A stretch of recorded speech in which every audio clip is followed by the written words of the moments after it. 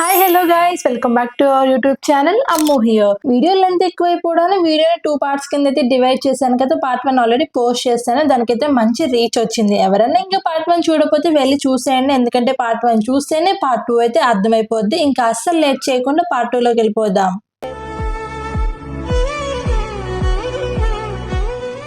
ఇంకా next question వచ్చేసి, hi అక్క, టిప్స్ టు క్రాక్ జీడీ రౌండ్. ఈ క్వశ్చన్కి నేను ఆన్సర్ ఏమని చెప్పాలి? జీడీ రౌండ్ అంటే ఏంటో తెలియదు నాకు, నిజంగా తెలీదు. జీడీ రౌండ్ అంటే ఏంటి? ఎవరికన్నా తెలిస్తే కామెంట్ చేయండి, నేను కూడా తెలుసుకుంటాను. బట్ నాకు ప్లేస్మెంట్ జరిగిన రౌండ్స్ అయితే చెప్తాను. టోటల్ ఒక 4 రౌండ్స్లా జరిగాయి అనమాట. ఫస్ట్ మన క్యాంపస్లో మన ఫ్యాకల్టీ ఆర్ డీన్ సమ్వన్ మన వాళ్ళు ఇంటర్వ్యూ తీసుకుంటారు. ఇంట్రెస్ట్ వచ్చిన వాళ్ళు అందరినీ అయితే అస్సలు సెలెక్ట్ చెయ్యరు. ఇంట్రెస్ట్ ఉండి వచ్చాక వాళ్ళని ప్రిపేర్ చేపించి వాళ్ళకి మాక్ ఇంటర్వ్యూస్ పెట్టాక ఫైనల్గా ఒకసారి మన కాలేజ్ ఫ్యాకల్టీ ఆర్ ఎవరో ఒకళ్ళు మన కాలేజ్ సంబంధించిన వాళ్ళు మాక్ ఇంటర్వ్యూస్ తీసుకుంటారు. అందులో వాళ్ళకి బెటర్ పర్ఫార్మెన్స్ అనిపించిన వాళ్ళని వీళ్ళు సెలెక్ట్ చేసి అలా షార్ట్ లిస్ట్ చేసుకొని పక్కన పెడతారు. అండ్ వీళ్ళు షార్ట్ లిస్ట్ చేసిన వాళ్ళని మన గవర్నమెంట్ ఎంప్లాయీస్ ఎవరో ఒకరితో, మాకైతే సమ్ ఏపీఎస్ఎస్డి స్కిల్ డెవలప్మెంట్ వాళ్ళు ఇన్వాల్వ్ అయ్యి ఉన్నారు మా కంపెనీకి అయితే. సో మన గవర్నమెంట్ వాళ్ళు ఒకళ్ళు అయితే తీసుకుంటారు, హైయర్ అఫీషియల్స్ అనమాట. అక్కడ కూడా మనం చాలా జాగ్రత్తగా మాట్లాడాలి. వాళ్ళు కొంతమందిని షార్ట్ లిస్ట్ చేస్తారు. ఇక్కడ నుంచి ఇప్పుడు మన ఫ్యాకల్టీ పంపించిన వాళ్ళందరూ షార్ట్ లిస్ట్ అవుతారని కూడా అసలు కన్ఫర్మ్ చెప్పలేము. వాళ్ళకి నచ్చిన దాన్ని బట్టి వాళ్ళు కొంతమందిని షార్ట్ లిస్ట్ చేస్తారు. వాళ్ళని షార్ట్ లిస్ట్ చేశాక అప్పుడు మనం డైరెక్ట్గా జపనీస్ కంపెనీస్తో మన కాలేజ్ అలా కాంటాక్ట్స్ అయితే ఉండదు అనుకుంటున్నాను. మనకి వాళ్ళకి మధ్యలో డెఫినెట్గా ఒక కన్సల్టెన్సీ క్లయింట్స్లా ఉంటారు. వాళ్ళు మనకి జాపనీస్ కంపెనీస్ తీసుకొస్తారు, ఇంటర్వ్యూస్ అవన్నీ సెటప్ చేస్తారనమాట. అలా మాకు 4th వ్యాలీ అనే ఒక దాని నుంచి వచ్చింది. నెక్స్ట్ ఆ 4th వ్యాలీలో ఉండే ఎంప్లాయీస్ ఆర్ మేనేజర్ వాళ్ళు తీసుకుంటారు మన ఇంటర్వ్యూ. చెప్తున్నాను, ఫైనల్ రౌండ్ కన్నా అదే టఫెస్ట్ రౌండ్ మాకైతే. అది క్వాలిఫై అవ్వడానికి టార్చర్ చూసాం లిటరలీ. ఇంకా అక్కడ డిస్క్వాలిఫై చేశారంటే ఇంకా వాళ్ళకి ఛాన్స్ ఉండదు. ఇంకా ఫైనల్ ఇంటర్వ్యూకి అసలు అటెండ్ కూడా కానియరు. వాళ్ళే మెయిన్ కాబట్టి, ఎందుకంటే వాళ్ళు కదా క్లయింట్స్, వాళ్ళని మనం సాటిస్ఫై చేయాలి ఫస్ట్ కంపెనీ కన్నా ముందు. సో వాళ్ళు చాలా తక్కువ మందిని, అరౌండ్ 40-50 పీపుల్ వచ్చినా కూడా వాళ్ళు నచ్చిన ఒకళ్ళకి ఇద్దరు నచ్చితే ఇద్దరినే తీసుకున్నారు, ముగ్గురు నచ్చితే ముగ్గురునే తీసుకున్నారు గాయస్.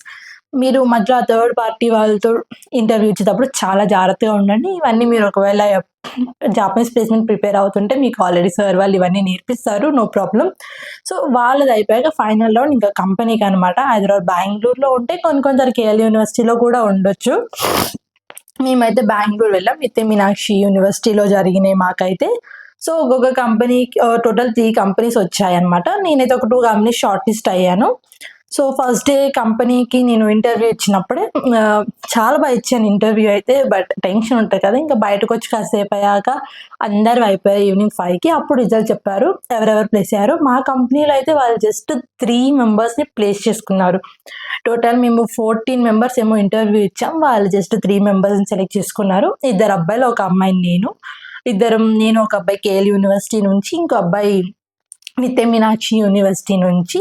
అండ్ నెక్స్ట్ కంపెనీకి ఏంటంటే ఇందులో రిజెక్ట్ అయిన వాళ్ళకి కొత్త వాళ్ళకి కూడా నెక్స్ట్ కంపెనీలో ఛాన్స్ ఉంది, అక్కడ వాళ్ళు ఇచ్చుకున్నారు. వాళ్ళు అరౌండ్ 7 పీపుల్ ఏమో సెలెక్ట్ అయ్యారు. ఇంకో కంపెనీ ఓన్లీ బాయ్స్కి ఉంది, దానికి ఇచ్చుకున్నారు, అక్కడ కొంతమంది సెలెక్ట్ అయ్యారు. టోటల్ మేము వెళ్ళిన వాళ్ళలో అరౌండ్ 12 పీపుల్ ఏమో సెలెక్ట్ అయ్యాం.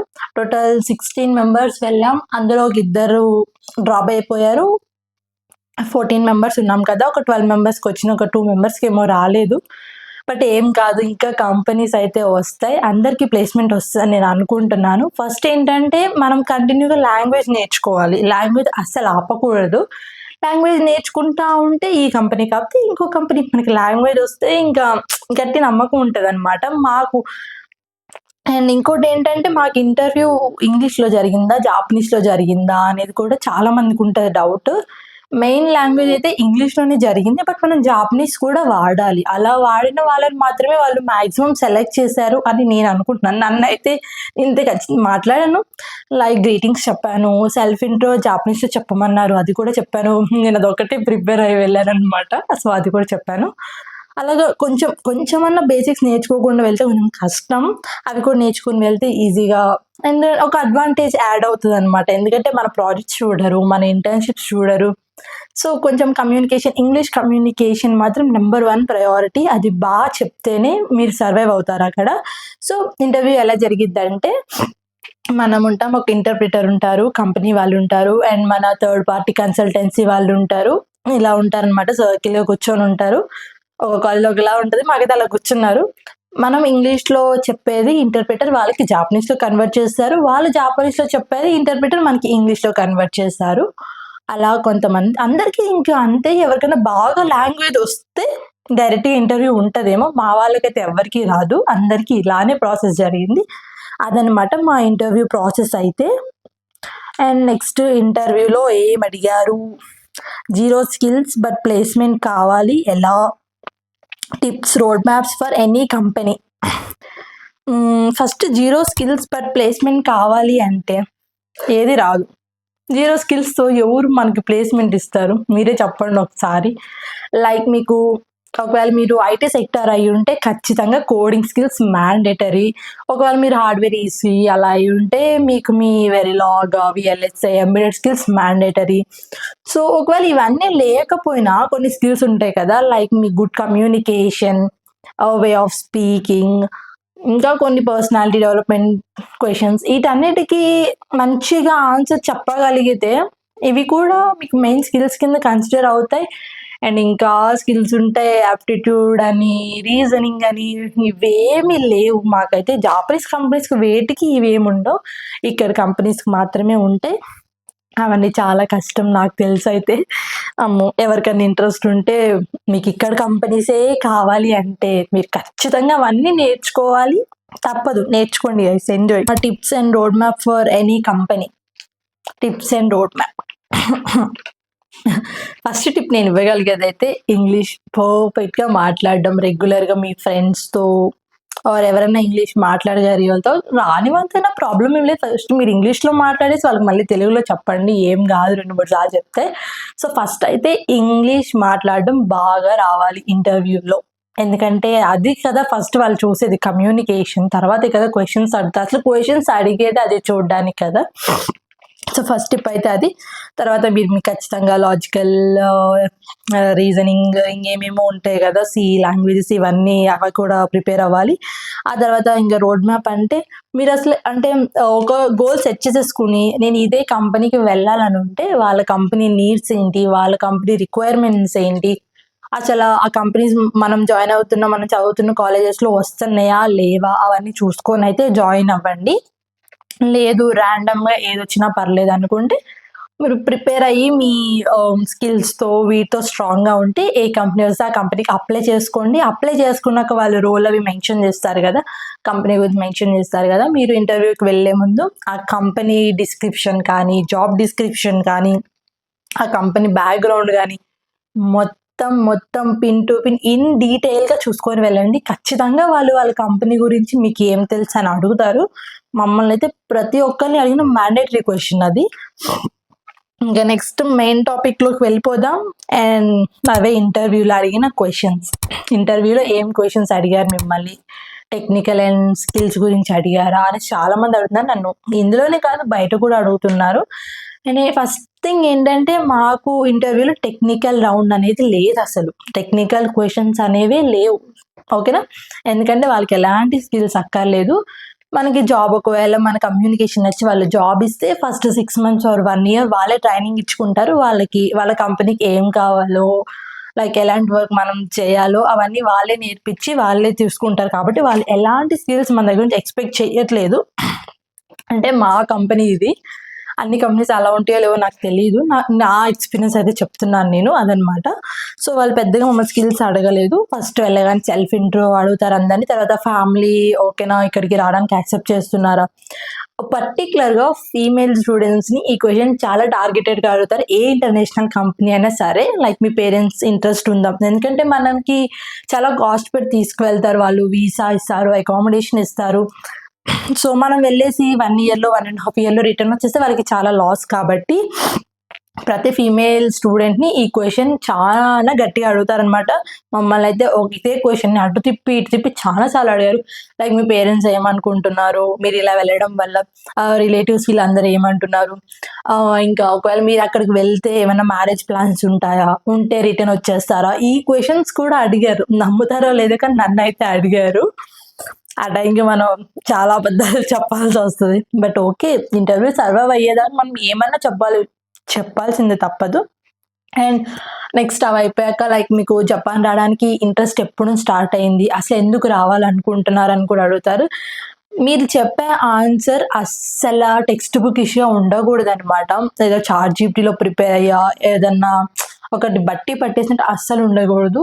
మీరు చెప్పే ప్రతి ఆన్సర్ మీ పర్సనల్ స్టోరీకి రిలేట్ అయ్యి ఉండాలి ఖచ్చితంగా.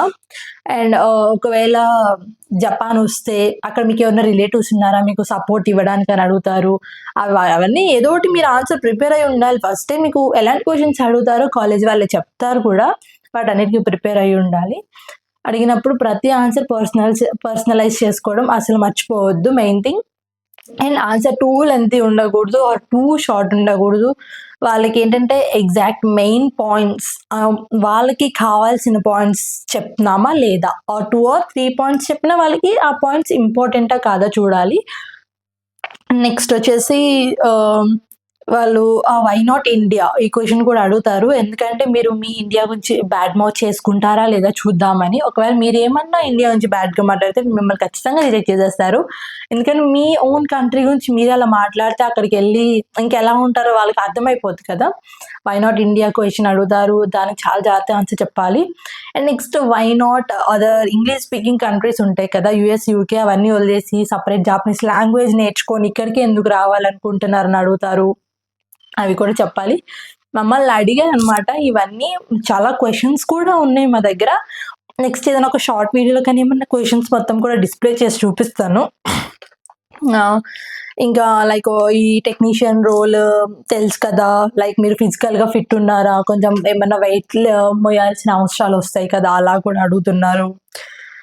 అండ్ ఇంకొకవేళ మీకు జపాన్‌లో ఎవరైనా రిలేటివ్స్ అట్లా ఉన్నారంటే వాళ్ళు సపోర్ట్ ఇస్తారు కదా! మీరు వాళ్ళ దగ్గరికి వెళ్ళిపోతారా? కంపెనీ ఇచ్చిన అకామిడేషన్‌లో ఉంటారా? ఆర్ ఎల్స్ వాళ్ళు వేరే సెక్టార్‌లో వర్క్ చేస్తే మీరు కూడా సెక్టార్ కన్వర్ట్ అయిపోతారా? ఇందులోనే ఉంటారా? ఎందుకు ఆటోమోటివ్ ఫీల్డే సెలెక్ట్ చేసుకున్నారు? ఎందుకు వేరే ఫీల్డ్ సెలెక్ట్ చేసుకోలేదు? అండ్ ఎందుకు యూనివర్సిటీలో చదువుతున్నారు? అన్నీ చాలా చాలా జనరల్ క్వెషన్స్ అయితే అడుగుతారనమాట మనని. అవన్నీ చెప్పేసాక వాళ్ళు మెయిన్‌గా మన దగ్గర నుంచి చూసేదేంటంటే గుడ్ కమ్యూనికేషన్. మనం ఇంగ్లీష్‌లో మాట్లాడుతున్నామా లేదా? జాపనీస్ పీపుల్‌కి ఇంకొక మెయిన్ ఏంటంటే స్మైల్. ఇంటర్వ్యూ అయ్యేదాకా లైక్ ఇంకా ఇంతే. ఇట్లనే మాట్లాడేటప్పుడు కూడా hi sir, welcome, like good morning ఇట్లనే మాట్లాడాలి. ఈ స్మైల్ ఏ పాయింట్‌లో తగ్గినా అసలు సెలెక్ట్ చేయలేదు. నిజం చెప్తున్నాను గదా! మాతో పాటు వచ్చిన వాళ్ళైనా, వేరే నిత్య యూనివర్సిటీ వాళ్ళైనా ఎవరైతే స్మైల్ ఇస్తున్నారో ఇంటర్వ్యూలో వాళ్ళనే సెలెక్ట్ చేశారు. వాళ్ళ ఆన్సర్స్ తప్పు చెప్పనియండి. ఎలాగైనా పర్లేదు వాళ్ళ స్మైల్ అది ఇంపార్టెంట్ వాళ్ళకైతే జాపనీస్ పీపుల్‌కి. వాళ్ళకి సీరియస్ ఫేసెస్ ఉండేవాళ్ళంటే అస్సలు నచ్చదనమాట. ఓకే. లైక్ అలాగా. ఇంకా ఇంటర్వ్యూ క్వెషన్స్ గురించి ఇన్ డెప్త్‌గా కావాలంటే కామెంట్ చేసేయండి. ఒక షార్ట్ వీడియోలో క్లియర్‌గా చేసేద్దాం. ఈ వీడియో ఇప్పటికే చాలా లెంత్ అయిపోతుంది నాకు తెలిసి. ఇంకో క్వెషన్ ఉంది వెన్ జపాన్ అనేసి. వెన్ జపాన్ అంటే అది నా గ్రాడ్యుయేషన్ అయిపోయాక అనమాట. ఎందుకంటే ఇప్పుడు మనం జపాన్ ఇప్పుడే వెళ్ళిపోతే ఎగ్జామ్స్‌కి రావడానికి కష్టమైతది కదా! మేబీ అలా ఆలోచించి వాళ్ళు 2027 జాయినింగ్ ఇచ్చారనుకుంటా. నాదైతే 2027లో నా బీటెక్ అయిపోయాక జాయినింగ్. ఆఫర్ లెటర్ అయితే వచ్చేసింది. ఇంకా ఎగ్జాక్ట్ జాయినింగ్ డేట్ అవన్నీ అప్పుడు చెప్తారు మేబీ. అప్పుడు చూద్దాం. అప్పుడు చెప్తానులే మళ్ళీ. ఇంకా ఫైనల్ క్వెషన్ ప్యాకేజ్. అందరూ అడుగుతున్నారు ప్యాకేజ్. మన ఇండియన్ కరెన్సీలో ప్యాకేజ్ అయితే 20 ఎల్‌పీఏ. ఓకేనా? 20 ఎల్‌పీ ఇంకా మంత్‌కి ఎంతొస్తదని మీరు క్యాలిక్యులేట్ చేసుకోండి. 20 ఎల్‌పీ నుంచి చేయకండి. అందులో కొన్ని కట్టింగ్స్ ఉంటాయి కదా! ఇన్స్యూరెన్సెస్ అని, టాక్సెస్ అని అవన్నీ పోనివ్వండి. నేను చెప్పాలనుకోవట్లేదు. 20 ఎల్‌పీ ఓవరాల్ ప్యాకేజ్ అయితే అందులో కట్టింగ్స్ అవి పోతాయి. అండ్ రూమ్ రెంట్ హాఫ్ మనం పే చేసుకోవాలి. హాఫ్ మా కంపెనీ పే చేసుకుంటది. అదనమాట టోటల్ నా ఇంటర్వ్యూ ప్రాసెస్ కానీ, మీరు అడిగిన క్వెషన్స్ ఇవే ఉన్నాయి నా దగ్గర. అండ్ అయిపోయింది గైస్ ఈ వీడియోకి. ఇంకా ఏమన్నా క్వెషన్స్ ఉంటే కామెంట్ చేసేయండి. అవన్నీ చూసుకొని ఒక షార్ట్ వీడియో ఆర్ ఎక్కువ క్వెషన్స్ వస్తే ఇంకొక లాంగ్ వీడియో చేసేస్తాను. అంతే గైస్ ఇవాల్టి వీడియోకి. మీకని ఇందులో ఒక క్వెషన్ అన్న important or any useful question ఉంటే ఛానల్‌ని సబ్స్క్రైబ్ చేసుకోవడం అస్సలు మర్చిపోవద్దు. ఇంతమంది సబ్స్క్రైబ్ చేసుకొని ఇలా క్వెషన్స్ అడుగుతా ఉంటే నాకు కూడా ఇంకా కొత్త వీడియోస్ చేయాలనిపిస్తది కదా! సో, ఇంకా సారీ చెప్పాలి, చాలా మందికి చాలా పర్సనల్ మెసేజెస్ పెట్టారు. అవన్నీ కూడా ఇందులో రాసుకొని అవి కూడా కవర్ చేస్తాను ఇక్కడే. ప్రతి ఒక్కళ్ళకి రిప్లై ఇవ్వడానికి అస్సలు టైం అయితే లేదు. ఓకే. సారీ గైస్, ఏమనుకోకండి. ఏమనంటే కామెంట్ చేయండి, పర్సనల్ మెసేజెస్ కాకుండా. వీలైతే నేను కామెంట్‌లో రిప్లై ఇచ్చేస్తాను. లేకపోతే ఒక వీడియో చేసి పెట్టేస్తాను. అంతే గైస్, బాయ్. మర్చిపోకండి అస్సలు సబ్స్క్రైబ్ చేయడం.